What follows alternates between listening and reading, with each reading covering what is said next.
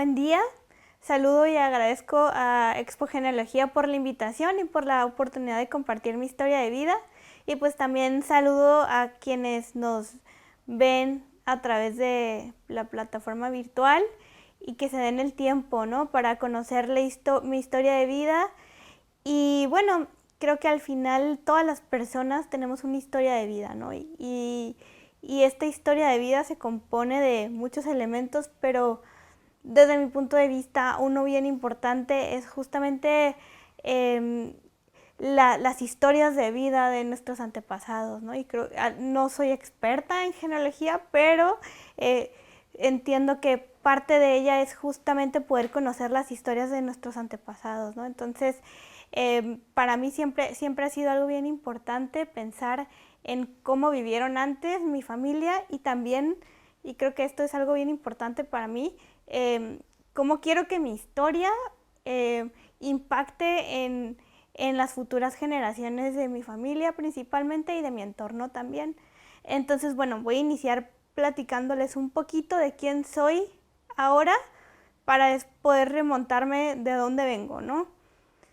Pues soy una mujer de 30 años que ama la naturaleza, los animales, el mar y que tengo muchos sueños por cumplir, pero también he tenido la fortuna de ver algunos cristalizados actualmente, ¿no?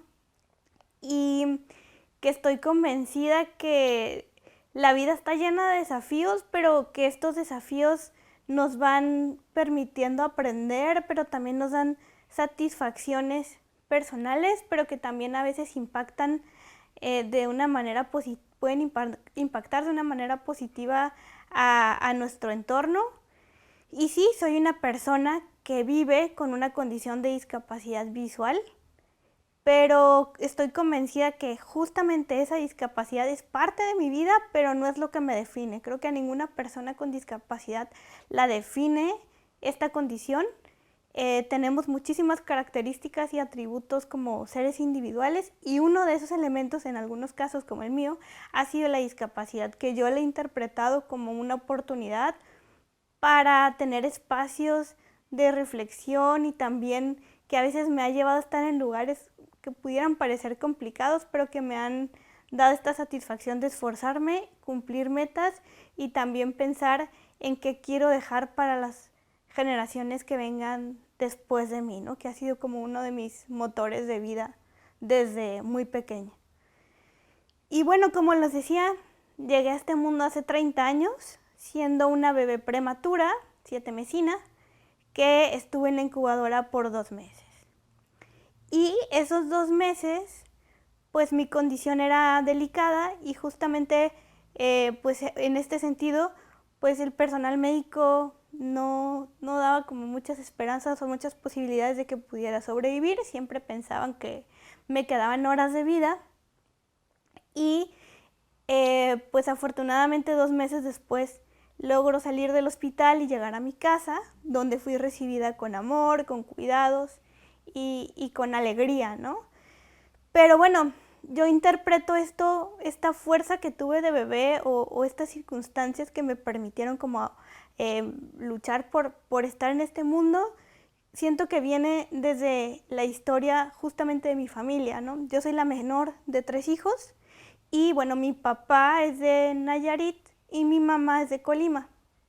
Y ambos en sus infancias, con sus familias, migraron a Baja California, que es de donde soy originaria, en busca de mejores oportunidades, ¿no?, para sus familias. Y creo que el hecho de migrar, cualquier persona que se ve en la necesidad o que toma la decisión de cambiar de residencia por alguna circunstancia, pues requiere fortaleza, pero también mucha resiliencia para poder adaptarse a las nuevas circunstancias que tendrán que enfrentar, ¿no? Y creo que esto es solo un ejemplo de esa fuerza que pude haber recibido y que ha impactado desde bebé, pero que también me ha acompañado a lo largo de mi vida, cada que hay un desafío nuevo, ¿no? A mí no me tocó conocer a mis bisabuelos ni a mis bisabuelas, y en mis abuelos, a mi abuelo paterno no lo conocí, a mi abuelo materno sí, a mis 2 abuelas. Y a mí siempre me gustaba platicar con mi abuelo. y que me contara sus historias, de dónde venía. Disfrutaba mucho esto, sus vivencias, ¿no? Pero algo que siempre me contaba y que me marcaba mucho era cómo venía de una familia de unas circunstancias muy adversas, con carencias y demás, pero como él siempre buscó trabajar y brindar lo mejor que pudiera para que sus hijos y después sus nietos, él decía que cada generación pues pudiera ir teniendo una mejor calidad de vida, ¿no? Entonces, que era difícil, pero había que trabajar mucho y que él lo iba viendo, eso cada vez lo iba viendo como materializado, ¿no? Entonces, para mí era bien importante escuchar esto porque yo decía, bueno, puedo vivir, puedo tener un proyecto de vida, ¿no? Y tengo que esforzarme, pero va a haber resultados, ¿no? Entonces veía como su historia como un ejemplo para mí. Entonces, pues les digo, llegué a mi casa y pues ya como el primer desafío se había logrado, ¿no? Y cuando llego, todavía en mi casa nadie sabía que era una bebé que vivía con una condición de discapacidad. A los meses, mis papás empiezan a dar cuenta, me llevan a revisiones y evidentemente pues les dan el diagnóstico. Y bueno, mi condición de discapacidad llega porque cuando estuve en el hospital, en la incubadora, recibía oxígeno, entonces me pusieron de más y eso provocó que se desprendieran mis retinas y provocara pues ceguera, ¿no?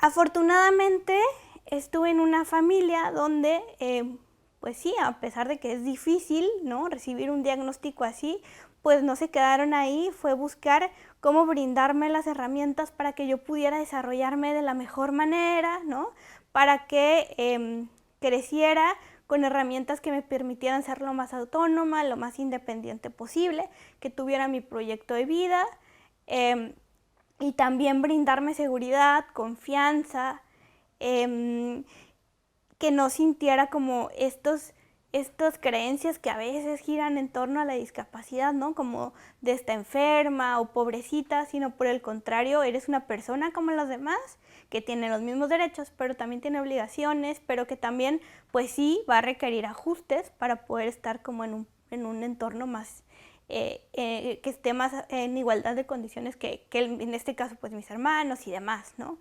Entonces, en ese sentido, de bebé empecé a ir a estimulación temprana. Más adelante, en aquel entonces lo que había, pues era una educación especial, una escuela especial, y ahí iba. Pero también, pues, yo siempre preguntaba todo, ¿no? Era esas niñas que yo creo que cansaba, que siempre quería saber más y no dejaba en paz a nadie porque siempre quería que me explicaran cosas, ¿no?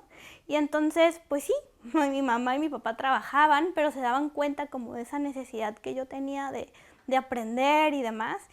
Y mi mamá siempre buscaba, no vengo de familia de docentes, no hay ningún docente en mi casa, pero veía como que en la escuela no estaba aprendiendo lo que necesitaba y entonces buscó como en mi casa desarrollar materiales didácticos, enseñarme los números, las letras, en lo que limpiaba la casa me ponía juegos así para entretenerme y que fuera aprendiendo, ¿no? Y pues también siempre me decía, tienes que usar mucho tus otros sentidos, ¿no? Entonces, para mí un juego era explora, ¿no? Descubre qué fruta es, qué es con los olores, pero también me llevaba mucho como a conectarme con la naturaleza. Entonces, escucha el sonido del mar, siente la brisa, ¿no? Toca una flor y entonces, y es parte de nuestro entorno, es la naturaleza, pero entonces todo esto me iba ayudando muchísimo a poder desarrollar mis sentidos, mi imaginación y a conectarme con el entorno, ¿no? Que aunque no lo viera, pudiera estar conectada con él. Y pues también pues, mi amor por el mar, justamente lo descubrí desde muy pequeña y también creo que esto viene de herencia de mi abuelo, porque mi abuelo era pescador. Entonces siento que me transmitió esto, ¿no? Aunque nunca fuimos juntos al mar, creo que de ahí viene y yo soy muy feliz y el mar siempre me ha servido muchísimo como en momentos felices, pero también en momentos de reflexión o a veces como de tristeza. Siempre el mar es como para mí, es algo muy importante, ¿no? Y bueno, más adelante les voy a contar un poquito cómo creo que todo este contacto con la naturaleza también me sirvió más grande, ¿no? Entonces, cuando, más o menos cuando llega la etapa de que entre a primaria, cambian las leyes y entonces se reconoce que las personas con discapacidad podíamos ir a escuelas regulares, ¿no?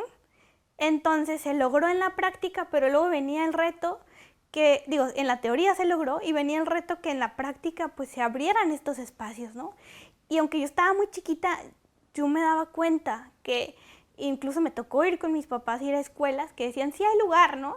Y ya que veían que se trataba de una niña con discapacidad, pues resulta que no, ¿no? Que no había espacios, pero que nunca se rindieron y siempre estuvieron buscando cómo si hasta que pudiera entrar a una escuela regular, ¿no?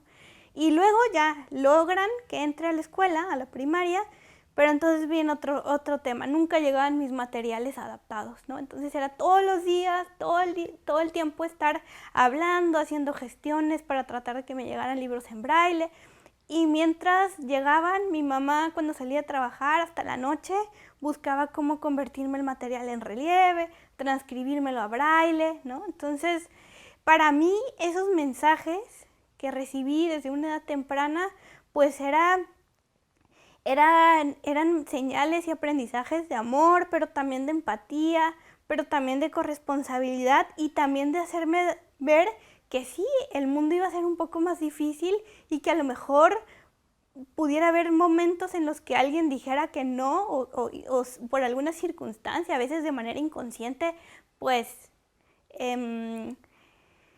pudiera pensar que no tendría derecho a algo, pero tener siempre presente que sí, que tenía que buscar cómo hacer valer esos derechos, ¿no? Entonces, que crecí sintiendo que mi voz era igual de importante, que tenía un valor y también, ustedes saben, todos los niños, ¿no? Que a veces no quería complicarme por haciendo algo, esforzarme y mi mamá siempre me decía, no puedes pedir, o sea, no puedes pedir ayuda hasta que lo hayas intentado, ¿no? Entonces, primero tienes que esforzarte y ver si tú lo puedes lograr. Y si no, pues entonces te ayudo, pero tenemos que trabajar para que un día lo puedas lograr, ¿no? Y también siempre me decía que pues a mí me había tocado vivir con una discapacidad y que evidentemente la mayoría de las personas pues no vivían con esta condición, ¿no? Pero que eso no significaba que yo no pudiera lograr las cosas, pero sí era una realidad que me iba a tener que esforzar mucho más que las demás personas por lograrlo, ¿no? Entonces me decía que yo siempre tenía que poner el extra y que a lo mejor algo me iba a costar 3, 4 o hasta más veces de esfuerzo, pero eso me enseñó a no rendirme, ¿no? A no rendirme, a ser muy perseverante en lo que quería, ¿no? En lo que quiero, y a poder pensar y estar convencida que me puedo plantear metas y que puedo luchar por ellas, ¿no? Y bueno, uno de los primeros momentos significativos en ese sentido, pues fue que cuando tenía como 8 años, les cuento una historia, ¿no? Que cuando tenían como 8 años, recién aprendí a usar la computadora. Muchas personas dicen, ¿cómo? ¿No? Todavía es como, ¿cómo una persona con discapacidad visual va a usar el celular o la computadora? ¿No? Pues porque no lo han necesitado. Y es muy chistoso porque a veces hasta se asusta, ¿no? Como, no, seguro no es Paulina quien envió ese mensaje, ¿no? Pero bueno, ¿qué pasa? Que pues la tecnología ha venido a ayudarnos muchísimo, ¿no? Y cada vez hay más herramientas. En aquel tiempo ya empezaban, obviamente no tanto, pero ya empezaban. Y entonces, por ejemplo, las computadoras hablan, ¿no? Entonces leen lo que está en la pantalla y yo aprendí a usar el teclado y así. Y me acuerdo que una de las primeras cosas que hice, por lo que les digo, de mi amor a la naturaleza y a los animales, pues hice una carta al personal de la perrera de mi municipio, ¿no? Porque yo quería pedir que ya no levantaran a los perritos y que no les hicieran daño, ¿no? Y entonces la hice y empecé todos los días, les digo que yo siempre andaba preguntando cosas y queriendo que me llevaran a lugares. Y entonces empecé a pedirle a todos que me llevaran a la perrera porque quería ir a llevar una carta, ¿no? Y pues llegó un día que yo creo que se cansaron de, está bien, la vamos a llevar. Y me llevaron. Y tuve la fortuna de que me tocó personal que fue empático a explicarle a una niña, ¿no? Y a recibir esa carta y decirle, bueno, está bien, no le hacemos tanto daño, no le hacemos daño a los animalitos, y bueno. Total que al final lo que yo cuento de esta historia es que esos espacios desde mi casa que me llevaron y pues también la suerte de haber llegado a un lugar donde me recibieron, pues me emitieron más este mensaje de confianza y de decir, y lo bonito que se siente tratar de hacer algo por tu entorno, pero también de manera personal, decir, ok, sí me pueden escuchar, sí puedo ir a lugares a pedir, a plantear mi opinión y es válido, ¿no? Entonces, pues me sirvió mucho porque para mí la infancia fue la etapa más difícil, ¿no? Era donde más vivía, siento que más vivía la discriminación de cierta forma, el bullying, también el tema de maestros, ¿no? Que de pronto sí me excluían, no todos, obviamente, y también, pues, la parte de decir por qué yo no tengo libros como los demás niños y demás. Y entonces, inclusive, bueno, tuve un psicólogo de educación especial que justo cuando tenía 8 años me dijo que yo tenía que tener muy presente que yo no iba a lograr lo que quisiera y que cuando fuera grande las personas no me iban a querer porque no veía, ¿no? Y aquí yo veo algo bien importante porque yo creo que gracias a justamente los mensajes que me transmitían en mi casa, me hicieron que no me quedara como tan enfocada en esa opinión y dijera, no, es que yo sí puedo hacer cosas, ¿no? Y si hay personas que me quieren y pues ahora voy a demostrar cómo sí se puede hacer, ¿no? Entonces desde ahí viene también este valor que yo reconozco, ¿no?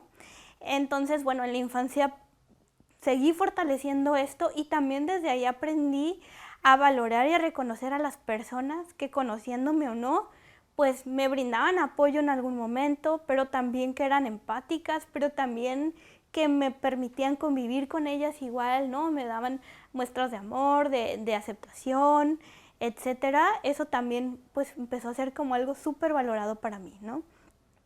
Pero bueno, no quedaba exenta de estos momentos que pues como niña a veces no entiendes, ¿no?